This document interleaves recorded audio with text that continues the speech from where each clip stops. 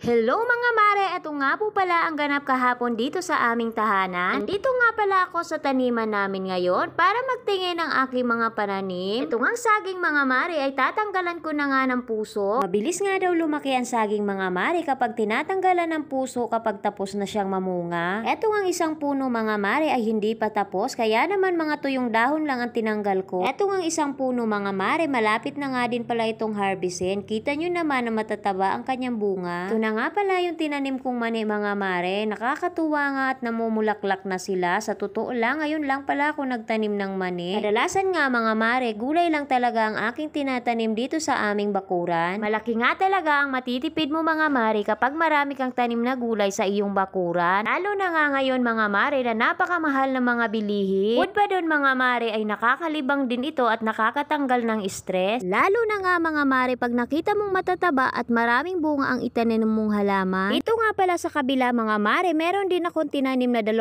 hilerang mani. Napanood ko nga mga mare sa YouTube University na kapag natuyo na daw ang mga dahon at nalaglag na at saka mo daw bubunutin. 2 buwan na nga pala ito simula nung itinanim ko mga mare. Ang sabi nga ng iba, 3 buwan at kalahati bago bunutin. Kaya naman konting panahon na lang ang pagtitiis ko at makakatikim na tayo ng sariling tanim na mani. Eto nga si mama mga mare, nandito na naman sa aming tungko at nagiinit na naman ang kanyang pampaligong tubig. Ito naman sa kabilang side mga mare, laing at saka gabi ang aming tinanim. Doon naman sa dulo ay kamote. Nabukasan na nga mga mare, naglaban naman ako at napakadami na naman namin labahin. 2 basket nga naman. At eto, pinipilian ko na nga pala ng maliliit at malaki at binubukod ko na nga din pala ang mga puti. Marami nga talaga ako ngayong labahin mga mare kasi umuwi din nga ang aking asawa at may dalang labahin. Kaya naman maaga pa lang mga mare ay inumpisahan ko nang magpaikot dito sa aming washing. Yan ko na nga pala yan ng sabon at konting Sunrox para naman matanggal ang dumi. Una ko nga palang isasalang itong mga damit ng bata. At pinaikot-ikot ko na nga ito mga mare, katulad ng pagpapaikot sa'yo ng boyfriend mo. Char!